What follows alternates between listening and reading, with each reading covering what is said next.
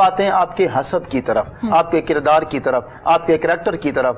جب آپ دنیا میں تشریف لائے تو اللہ کے محبوب صلی اللہ علیہ وسلم کو ام الفضل نے خبر دی کہ اللہ تعالیٰ نے آپ کو نواسا عطا فرمایا ہے، تو اللہ کے محبوب صلی اللہ علیہ وسلم خوش خوش گھر تشریف لے کر آئے، اور یہ 4 شعبان کی بات ہے جب اللہ کے محبوب صلی اللہ علیہ وسلم کو اللہ تعالیٰ نے نواسا عطا فرمایا، 4 شعبان 5 ہجری۔ تو اللہ کے محبوب تشریف لے آئے، آپ کو اپنی گود میں یوں اٹھایا، محبت سے آپ کو چوما، اور آپ کے باپ سے پوچھا علی بیٹے کا کوئی نام رکھا ہے؟ عرض کیا آقا ایک نام رکھنے کا دل تو کر رہا تھا، لیکن آپ کے ہوتے میری کیا مجال ہے، نام آپ ہی رکھیں گے، سبحان اللہ، لیکن میری خواہش تھی کہ اس کا نام حرب رکھا جائے۔ حرب کا مطلب ہے جنگجو، لڑنے والا، مجاہد، بہادر۔ اللہ کے محبوب ابھی اسی بات میں نام رکھنے کا سوچ رہے تھے، جبریل امین تشریف لے کے آئے کہ اللہ کے محبوب اللہ حکم دیتا ہے ان کا جو نام ہے نا وہ آپ حضرت ہارون کے بیٹے کی نسبت سے شبیر رکھیں۔ تو اللہ کے محبوب نے فرمایا شبیر تو عبرانی زبان کا لفظ ہے، اس کو عربی میں کیا کہتے ہیں؟ جبریل نے بتایا عربی میں اس کو حسین کہتے ہیں۔ تو اللہ کے محبوب نے فرمایا ہوا حسین لا حربا، اس کا نام حسین ہے۔ تو امام حسن کا نام بھی حضور نے رکھا، امام حسین کا نام بھی حضور نے رکھا۔ کتنی بڑی سعادت ہے، اس سے آپ آگے بڑھیں۔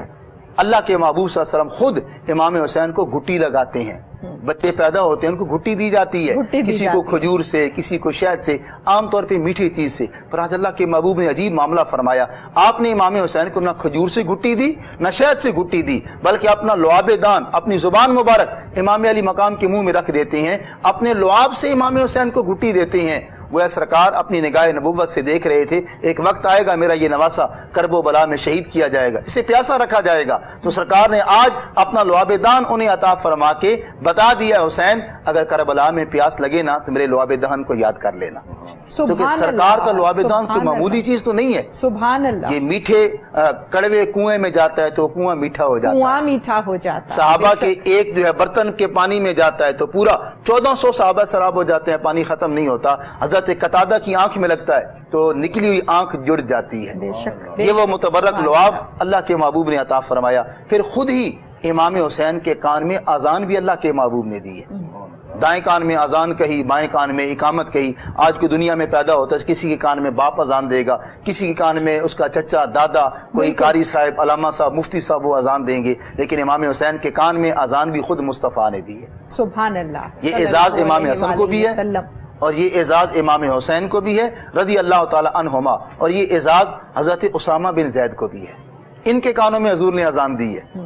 اس کے علاوہ اللہ کے محبوب صلی اللہ علیہ وسلم نے کبھی اذان نہیں کہی، اس لیے کہ اگر حضور اذان کہیں تو جو بھی سنے اس پر نماز بالکل ویسے بھی فرض ہے، لیکن حضور کی آواز سن کے تو آنا زیادہ فرضیت بن جاتی ہے، کوئی نہ آئے تو اس کا ایمان سلامت نہیں رہتا، اس لیے اللہ کے محبوب نے اذان اس کے علاوہ نہیں کہی، ان کو یہ شرف بخشا۔ اب اللہ کے محبوب جب اذان کہہ رہے تھے نا تو امام علی مقام زبان حال سے کہا کہ اللہ کے محبوب آپ جیسی اذان کوئی نہیں دے گا، میرے جیسی نماز کوئی نہیں پڑھے گا۔ سبحان اللہ، اذان آج آپ دے رہے ہیں، نماز میں کرب و بلا میں پڑھ کے دکھاؤں گا اور میری جیسی نماز کوئی ادا نہیں کرے گا، کیونکہ اس کی ہمت پہ شیر خدا کو ناز ہے، اس نواسے پہ محمد مصطفیٰ کو ناز ہے۔ سجدے تو اوروں نے کی بھی کیے پر اس کا جدا انداز ہے، اس نے وہ سجدہ کیا جس پہ خدا کو بھی ناز ہے۔ سبحان اللہ، سبحان تو اللہ کے محبوب صلی اللہ علیہ وسلم نے خود ہی اذان دی۔ پھر آپ کا بچپن اللہ کے محبوب صلی اللہ علیہ وسلم کے پاس گزرا، ایک بار آپ مسجد میں تشریف لے کر گئے، آپ بچپن میں مسجد میں جایا کرتے تھے، جس سے پتہ چلا ہمیں بھی بچوں کو ساتھ لے کے مسجد میں جانا چاہیے، اس لیے اللہ کے محبوب نے فرمایا بچے 7 سال کے ہو جائیں انہیں نماز کا حکم دو، 10 سال کے ہو جائیں سختی سے نماز پڑھاؤ، تو انہیں اپنے ساتھ لے کے جاؤ۔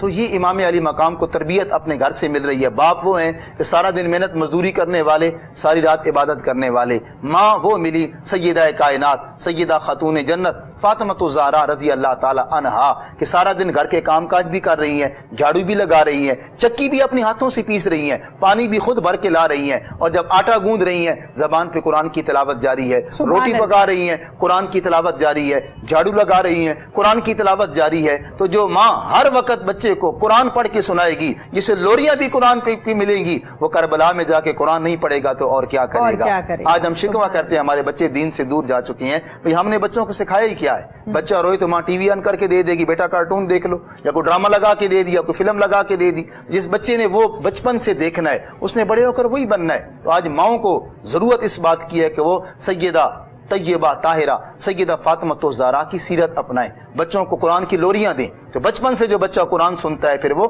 اسلام کا مجاہد بنتا ہے۔ تو گھر میں تربیت یہ مل رہی ہے، پھر رات ہوتی ہے تو سیدہ کائنات جب عبادت کے لیے کھڑی ہوتی ہیں، ایک طرف امام حسن کو کھڑا کر لیتی ہیں، ایک طرف امام حسین کو کھڑا کر لیتی ہیں، اللہ کی عبادت میں مصروف ہو جاتی ہیں۔ گھر میں بھی عبادت ہو رہی ہے، مسجد میں آتے ہیں تو مصطفیٰ عبادت کر رہی ہیں، تو امام حسین بچپن سے ہی عبادت دیکھ رہے ہیں تو آپ کے اندر عبادت کا ذوق اور شوق پیدا ہو رہا ہے۔ اور ایک دن اللہ کے محبوب سجدے میں تھے کہ امام علی مقام پشت پر جا کر سوار ہوں، سبحان حضور اللہ کی عبادت میں ہے، سجدہ اقصا غایت العبادہ، عبادت کی انتہا سجدہ ہے، نماز کے اندر حضور سجدے میں ہے کہ امام علی مقام آپ کی پشت پر سوار ہو گئے۔ اب اللہ کے محبوب نے اٹھنا چاہا تو اللہ نے حکم دیا، محبوب جب تک حسین خود نہ اتریں آپ نے اتارنا نہیں، اس لیے کہ حسین گر گئے تو پھر دین کو اٹھانے والا کوئی نہیں ہوگا۔ آج آپ حسین کو گرنے سے بچائیں گے، سبحان کل حسین آپ کے دین کو گرنے سے بچائے گا۔ سبحان جب دین کو سنبھالنے کی باری آئے گی تو حسین سنبھالیں گے۔ یہ ہے امام علی مقام کہ اللہ کے نبی کی پشت کے اوپر سوار ہو جاتے ہیں، بچپن ہے۔ اور کبھی آپ خطبہ دے رہے ہوتے ہیں، امام حسن و حسین تشریف لاتے ہیں تو بچے ہیں گرنے لگتے ہیں، حضور خطبہ چھوڑ کے آگے بڑھتے ہیں، دونوں کو اٹھا کے اپنی گود میں بٹھا لیتے ہیں۔ سبحان اللہ۔ اور کبھی بچپن میں اللہ کے محبوب صلی اللہ علیہ وسلم انہیں اپنے کندھوں پہ بٹھا کے مدینے کی گلیوں کی سیر کرا رہے ہیں، جناب عمر ابن خطاب نے دیکھا تو کہا واہ بھائی واہ، کتنی پیاری سواری تمہیں ملی ہے، سبحان اے اللہ۔ حسن و حسین تم کتنے خوش نصیب شہزادے ہو، تمہیں کتنی عظیم سواری ملی۔ اللہ کے محبوب نے فرمایا عمر اگر سواری پیاری ہے تو سوار بھی تو بڑے پیارے